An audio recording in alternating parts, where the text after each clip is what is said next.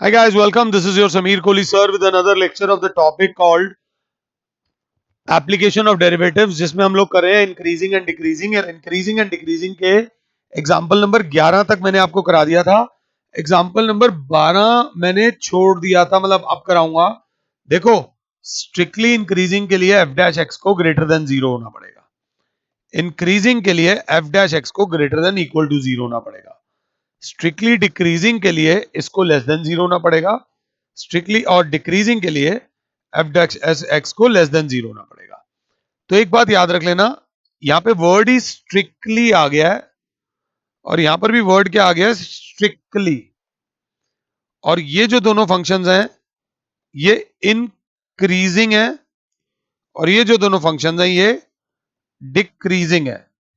तो जो strictly increasing function होता है वो इंक्रीजिंग फंक्शन कहला सकता है, but increasing function strictly increasing function नहीं कहलाता। मेरा इस चीज पे फोकस रहता है। तो थोड़ा सा अगर ये बात अगर आपको समझ आ गई ना तो आपकी बहुत अच्छी कमांड बन जाएगी इस टॉपिक के ऊपर। फिलहाल एनसीईआरटी का एग्जाम्पल नंबर 12 कहता है कि find the intervals in which the function given by f of x is equals to sin 3x where x belongs to 0 से pi by 2। 0 से pi by 2 is a बोल रहा है increasing और b बोल रहा है decreasing। नानी तो तब याद आती जब यहां पर वो वाली बात बोलता, क्या नाम है आपकी, इसमें इंक्रीजिंग और डिक्रीजिंग बोला है। उनके ब्रैकेट किसी भी चीज को लेकर परेशान मत होना। सबसे पहले बच्चे ने ये लिया, we have f of x is equals to sin 3x, so f dash x will be, हमने क्या करा, differentiating both sides with respect to x। तो sin 3x का डेरिवेटिव आ जाएगा 3 टाइम्स cos 3x। ये माना इक्वेशन 1, ये मानी equation 2। So put cos 3 cos 3x equals to 0। F dash x को 0 के बराबर रखा तो cos 3x बराबर हो जाएगा 0। cos 3x बराबर हो जाएगा cos pi by 2। Pi by 2 पे होता है, एक और पे होता है, बट हमें 0 से पाई बाय 2 के बीच में ही रखना है। तो 3x बराबर हो जाएगा cos inverse cos pi by 2। 3x बराबर हो जाएगा पाई बाय 2, x बराबर हो जाएगा पाई बाय 6।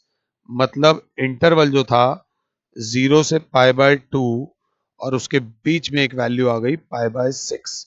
तो अब हमें क्या करना है, हमारे पास सिर्फ दो इंटरवल्स है मेरे प्यारे बच्चों, एक 0 से पाई बाय 6, ये ब्रैकेट एनसीईआरटी ने ओपन बनाया हुआ है। क्यों बनाया हुआ है रियली डोंट नो, ये याद रख लेना क्योंकि स्ट्रिक्टली वर्ड कहीं बोला नहीं है। और पाई बाय 6 से पाई बाय 2, तो तुम्हें टेंशन लेने की जरूरत नहीं है, मैं कंफ्यूज पढ़ाई नहीं करा सकता। इंक्रीजिंग में जीरो वाली वैल्यू भी चलती है तो ध्यान से, बट हमें जीरो लेना नहीं है। एफ डैश एक्स जो था वो ये था 3 इंटू कॉस 3x, उसके बाद एफ डैश एक्स। तो देखेंगे क्या होता है, ये 3 तो पॉजिटिव ही रहेगा। अब 0 से पाई बाय 6, पाई बाय 6 होता क्या है, पाई बाय 6 बराबर होता है 180 बाय पाई करो, पाई से पाई गया, 6 3 सा 30 होता है पाई बाय 6। तो कोई एक वैल्यू बोलो 30 से कम।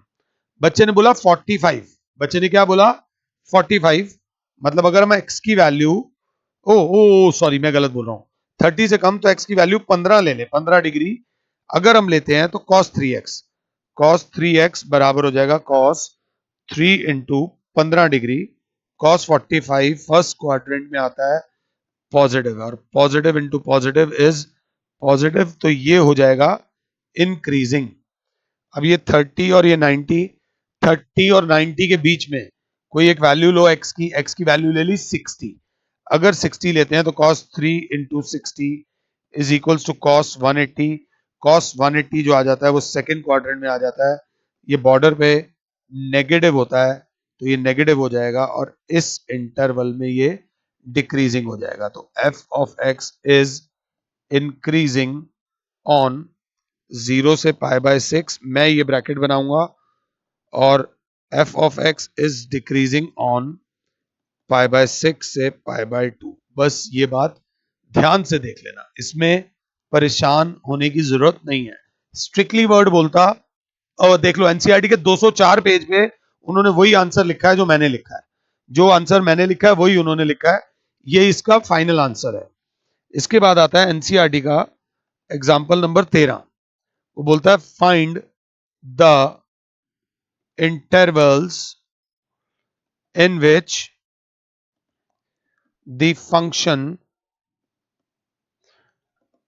given by f is f of x is equals to sin x plus cos x, where x is greater than equal to 0, less than equal to 2 pi, is increasing or decreasing.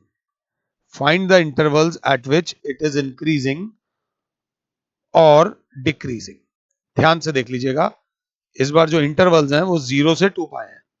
सबसे पहले F dash X निकालेंगे, differentiating both sides with respect to X, तो F dash X will be cos x minus sin x.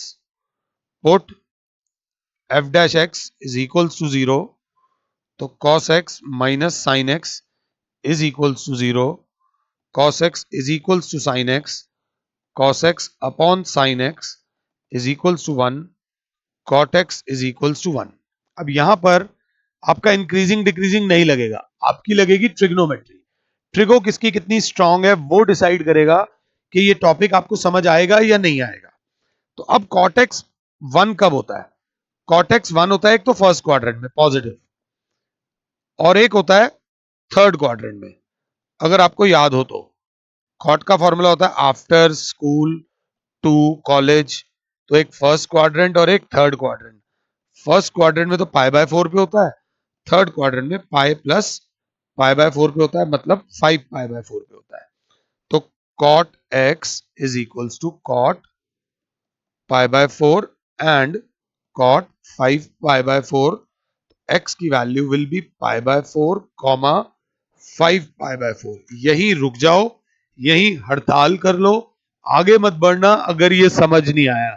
भले ही मेरा trigo का पीछे का lecture आपको 11th क्लास का देखना पड़े, cot x 1 कब होता है? दो जगह 1 होता है, एक बार फर्स्ट क्वाड्रेंट में, एक बार थर्ड क्वाड्रेंट में, एक फर्स्ट क्वाड्रेंट में और एक थर्ड क्वाड्रेंट में। अब इसके जो इंटरवल्स बनेंगे वो बनेंगे कुछ इस प्रकार। आपकी जो पूरी जिंदगी है वो 0 से 2 पाई है, पहला इंटरवल π/4, दूसरा इंटरवल 5 π/4 और तीसरा 4 पाई और 2 पाई। जहां दिक्कत हो ना अपनी देसी भाषा में चले जाना। π/4 होता है 45, 5 π/4 होता है 180 प्लस 45 इज 225, और ये होता है 360। अपने आप को कंफर्टेबल करो, जब तक अपने आप को समझा नहीं पाओगे, खुद ही को नहीं समझ आएगा, तो किसी और को क्या समझाओगे। पहला इंटरवल 0 से π/4, दूसरा इंटरवल π/4 से 5 π/4, तीसरा इंटरवल 5 π/4 से 2 पाई। ये ये ये ये ये अब हमें साइन देखना है किसका? एफ डैश एक्स का। एफ डैश एक्स माइनस में है, मतलब cos X minus sine x. ध्यान से, जो डिसाइड करेगा एफ डैश एक्स का साइन क्या होगा, और फिर डिसाइड करेगा कि क्या कमेंट करना है। π/4 होता है 45, इसके बीच की वैल्यू डाली 30, तो cos 30 माइनस साइन 30, cos 30 होता है √3/2 माइनस 1/2, 2 कॉमन, √3 माइनस 1, √3 की वैल्यू होती है 1.73 माइनस 1/2, 0.73/2। ये बस नॉलेज होनी चाहिए इस कंसेप्ट की। तो यहां पर ये चीज आ रही है पॉजिटिव, एफ डैश एक्स आ रहा है पॉजिटिव, तो इस इंटरवल में ये एक इंक्रीजिंग फंक्शन है, ये ध्यान से देख लेना। अब π/4 से 5 π/4, π/4 से 5 π/4, π/4 से 5 π/4, बेस्ट वैल्यू आ रही है पाई। तो यहां पर cos pi minus sine pi, sine pi तो 0 होता है, cos pi plus 0 is minus cos 0 minus 1, minus 1 plus 0 negative आ रही है तो यहां पर ये डिक्रीजिंग हो जाएगा। अब 5 पाई बाय 4 से बेटर वैल्यू जो आ रही है वो ये आ रही है 3 पाई बाय 2। तो अगर 3 पाई बाय 2 डालते हो तो cos 3 pi by 2 minus sine 3 pi by 2 अगर साथ हो तो ये याद रख लेना 3 पाई बाय 2 क्या minus sine pi plus pi by 2 third quadrant है, साइन का रिजल्ट नेगेटिव आएगा, negative negative positive sine pi by 2 जो कि आता है 1 पॉजिटिव पॉजिटिव और इंक्रीजिंग। तो अब किस उन्होंने भी इंटरवल की फॉर्म में दिया हुआ है, इन इन इंटरवल्स पे ये इंक्रीजिंग है और इन इन इंटरवल्स पे ये डिक्रीजिंग है। अगर क्लास को समझ आया है तो अब मैं थोड़ा सा रिस्क लेने वाला हूं। हमारे पास सीधा एक एग्जाम्पल आता है एनसीईआरटी का।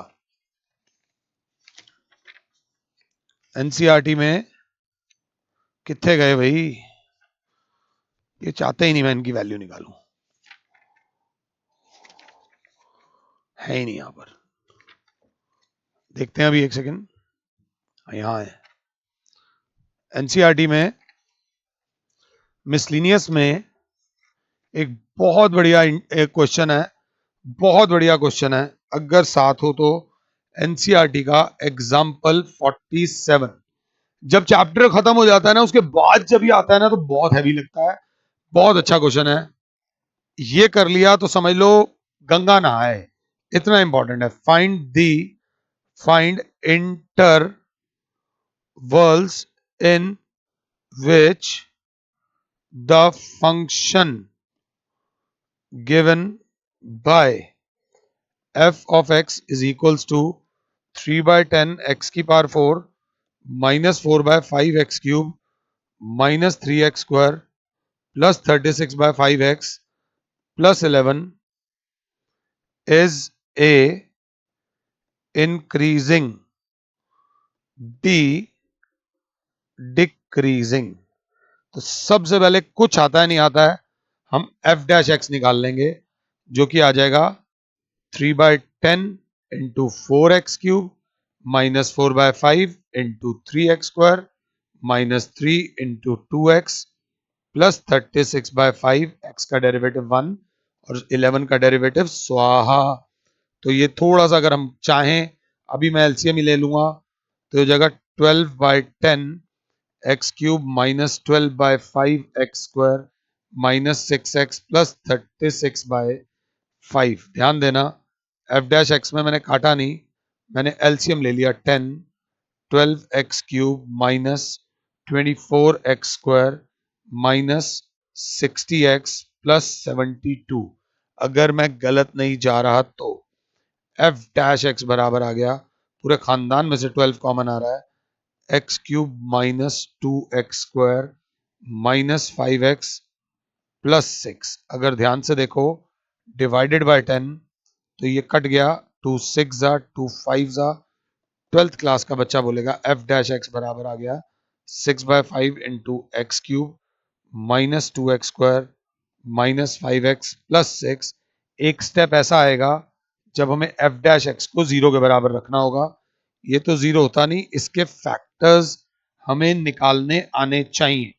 अब आ जाओ सवाल नंबर किस पे आ जाओ, अब आ जाओ आप उस पे 9th क्लास में। 9th क्लास बोलती है let x minus 1 be the factor of x³ minus 2x² minus 5x plus 6, क्योंकि क्यूबिक वाले के फैक्टर्स बनते हैं फैक्टर थ्योरम से और मैंने हल्का फुल्का सा आइडिया लगा भी लिया था। तो x minus 1 is equals to 0, तो x की वैल्यू ली 1, जैसे ही x की वैल्यू 1 डाली 1³ minus 2 into 1² minus 5 into 1 plus 1 1 minus 2 minus 5 plus 6, ये आ जाएगा 0। तो यहां लिखेंगे आवर अजम्पशन इज करेक्ट, मतलब जिसको हमने फैक्टर माना था वो फैक्टर निकला। x³ minus 2x² minus 5x plus 6 divide होगा x माइनस 1 से। ये एनसीईआरटी वालों ने करा नहीं हुआ, बस दिखा दिया। तो एक्स स्क्वायर से मल्टीप्लाई करेंगे तो X cube minus X square, ये माइनस ये प्लस, तो minus X square minus 5x plus 6, minus X तो minus X square plus X, ये minus minus 6x plus 6, minus 6 तो माइनस 6x प्लस 6, ये प्लस हो जाएगा, ये माइनस कैंसिल हो गया। तो X cube minus 2x square minus 5x plus 6 को लिख दूंगा मैं x minus 1 into x square minus 6 x minus 1 x plus 3 into x minus 2, x minus 1 x minus 2 और x प्लस 3, ये उसके फैक्टर्स आ गए f डैश x के। तो जो f डैश x है वो बराबर हो जाएगा 6/5 x माइनस 1, x माइनस 3 आ रहा है, हाँ x माइनस 3 आएगा, ये मैंने गड़बड़ करी है, माइनस 3 प्लस 2 होगा ना, so that will be minus 3 plus 2 और ये हो जाएगा जल्दबाजी -3।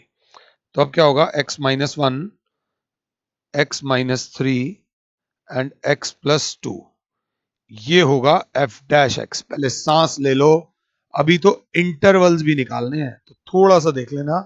अब जब हम f डैश x को 0 के बराबर रखेंगे तो 6/5 can not be equal to 0, x minus 1 is 0, x minus 3 is 0 या x प्लस 2 इज 0। x की वैल्यू 1 आई, x की वैल्यू 3 आई, x की वैल्यू -2 आई। इंटरवल वाइज आए तो हमारे पास जो वैल्यूज आ रही हैं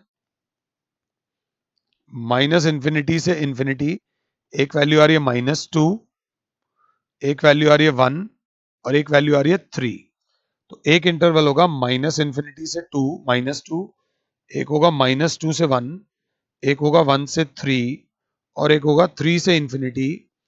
इन्फिनिटी में हमेशा ओपन ब्रैकेट आता है, इंक्रीजिंग वर्ड यूज करा है तो ये ब्रैकेट आएगा, ये वैल्यूज लेंगे नहीं क्योंकि इन पे 0 आ जाता है। हमारा f डैश x जो था वो था 6/5 x minus 1 x minus 3 x plus 2, सब आपस में मल्टीप्लाई हो रहे हैं और फिर यहाँ f डैश x आएगा, फिर हम कमेंट करेंगे। तो क्लास बोलेगी कुछ भी कर लो 6/5 ने तो पॉजिटिव रहना है, तो ये तो पॉजिटिव हो गया। अब -2 से छोटी कोई वैल्यू डालते हैं, -10, -10 डालने पे ये नेगेटिव आता है, -10 डालने पे ये भी नेगेटिव आता है, -10 डालने पे ये भी नेगेटिव आता है। तो minus plus into minus into minus into minus is negative आता है, तो ये यहां पर क्या होगा डिक्रीजिंग। अगर सही हो तो एक बार मुझे पॉज करके बाकी दोनों इंटरवल्स की वैल्यू निकाल लो। -2 और 1 के बीच में सबसे प्यारी वैल्यू 0 है, 0 पे ये नेगेटिव आ रहा है, ये भी नेगेटिव आ रहा है, 0 पे ये पॉजिटिव आ रहा है, तो ये पॉजिटिव आ जाएगा, तो इस इंटरवल में ये इंक्रीजिंग हो जाएगा।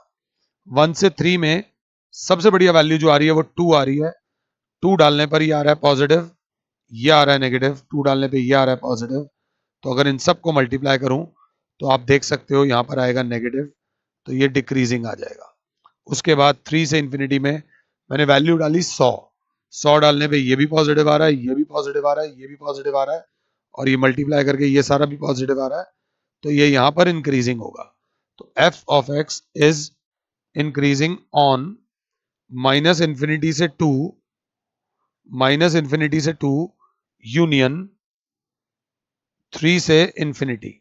ये देख लेना, f of x is decreasing on, decreasing कहां आ रहा है, मैंने गलत लिखा है ना, इंक्रीजिंग आ रहा है -2 से 1 पे, ये जल्दबाजी। -2 ये ब्रैकेट से 1 तक ये ब्रैकेट, और ये डिक्रीजिंग आ रहा है माइनस इन्फिनिटी को ओपन ब्रैकेट से -2 एंड यूनियन 1 से 3। उन्होंने वो ग्रेटर देन लेस देन वाला कराया है, तो कोई ऐसी दिक्कत नहीं है। अब उन्होंने फाइनली क्या बोला, उन्होंने 4 अलग अलग इंटरवल्स करके कंफ्यूज करा हुआ है, आप इस तरीके से रख लेना। Is that clear? ये करने के बाद अगला क्वेश्चन क्या है, एनसीईआरटी का एग्जाम्पल नंबर 48। थोड़ी जान लगाना क्योंकि अच्छा है। वो कह रहा है the function show that the function f given by f of x is equals to tan inverse sin x plus cos x, where x is greater than 0, is always increasing function in open interval 0 से pi by 4। Always increasing function तभी होगा, ये जो मैं बोल रहा हूं ना उस चीज को आपको दिल से समझना है। ऑलवेज इंक्रीजिंग तभी होगा अगर f dash x is greater than equal to 0 हो तो। So basically we have to prove that f dash x is greater than equal to 0 in x belonging to 0 से pi by 4। In x belonging to 0 से pi by 4 वो तो बाद की बात है। सबसे पहले डिफरेंशिएट करते हैं। f of x बराबर है tan inverse sin x plus cos x। अब अगर याद हो differentiating both sides with respect to x, तो ये हो जाएगा D by D X of tan inverse sin x plus cos x। तो ये हो जाएगा 1/1 plus sine X plus cos X का whole square into D by D X of sine X plus D by D X of cos X. अगर साथ हो तो 1/1 plus sine X plus cos X का whole square into sine X का derivative होता है cos X और cos X का डेरिवेटिव होता है माइनस साइन एक्स। तो फाइनल आंसर आ जाएगा cos X minus sine X upon 1 plus sine X plus cos X का होल स्क्वायर। एनसीईआरटी वालों ने इसको खोला हुआ है, मैं नहीं खोल रहा, कोई दिक्कत नहीं। अभी पहले यहां तक आ जाओ। अब हमें इसे प्रूव करना है, हमें इसको प्रूव करना है कि ये एक इंक्रीजिंग फंक्शन है।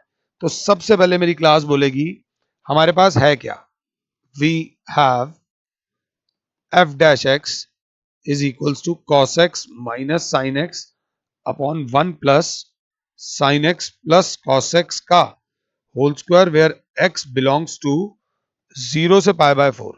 समझो आफ्टर ये फर्स्ट क्वाड्रेंट है, हमारी जो डोमेन है वो ये है, ये 0 से पाई बाय 4 के बीच में जिसमें ऑल पॉजिटिव होता है। तो सबसे पहले बच्चा देखेगा फॉर एक्स बिलोंगिंग टू 0 से pi by 4 cos x is greater then sin x। ये पहले पल्ले पढ़ा है? बच्चा कहेगा नहीं। मैंने कहा cos 0 की वैल्यू देखो, sin 0 की वैल्यू देखो।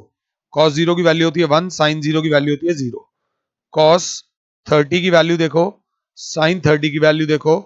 cos 30 की वैल्यू होती है √3/2, sin 30 की वैल्यू होती है 1/2। बड़ी है। cos 45 की वैल्यू देखो, sin 45 की वैल्यू देखो, ये होती है 1/√2, ये होती है 1/√2। तो ये बराबर हो गई। तो cos x is greater than equal to sin x होता है पाई बाय 4 पे जाकर। पाई बाय 4 लेना नहीं है, पाई बाय 4 से छोटी वैल्यू पे ये ग्रेटर ही है। हम इक्वल टू का साइन क्यों डाल रहे हैं पता नहीं, पहले समझो। पाई बाय 2 से छोटा। अगर आपने ट्रिग्नोमेट्री का टेबल देखा हो तो 45 तक cos बड़ा होता है, उसके बाद साइन बड़े होने लग जाता है। एक्स्ट्रा थोड़ा सा कराना हो तो समझाने के लिए करा रहा हूं। cos 60 देख लो और sin 60 देख लो। cos 60 होता है 1/2, sin 60 होता है √3/2। सरकार बदलती है 45 डिग्री के बाद। 45 से पहले cos x is always greater than equal to sin x और x बिलोंगिंग टू 0 से pi by 4। This implies cos x minus sin x is greater than equal to 0 अगर साथ हो तो। सो फर्स्ट क्वाड्रेंट में ये तो पॉजिटिव होता है। और अब बात आती है sin x plus cos x का whole square is greater than equal to 0 for x belonging to 0 से पाई बाय 4। पहली बात, फर्स्ट क्वाड्रेंट में आपको पहले ये समझना पड़ेगा, जबरदस्ती नहीं। फर्स्ट क्वाड्रेंट में साइन एक्स भी पॉजिटिव है, कॉस एक्स भी पॉजिटिव है, तो उनका स्क्वायर भी पॉजिटिव है, तो डेफिनेटली ग्रेटर देन जीरो है। तो ग्रेटर देन इक्वल भी लिख दो, और 1 plus sine X plus cos X का whole square is definitely greater than zero. तो अब हमें दिख क्या रहा है, ये भी greater than equal to zero है, ये भी greater than equal to zero है। This implies cos x minus sin x whole upon 1 plus sin x plus cos x का whole square is greater than equal to zero. Positive upon positive is always positive, ये बात याद रख लेना, is always positive लिखना था मुझे यहां पर।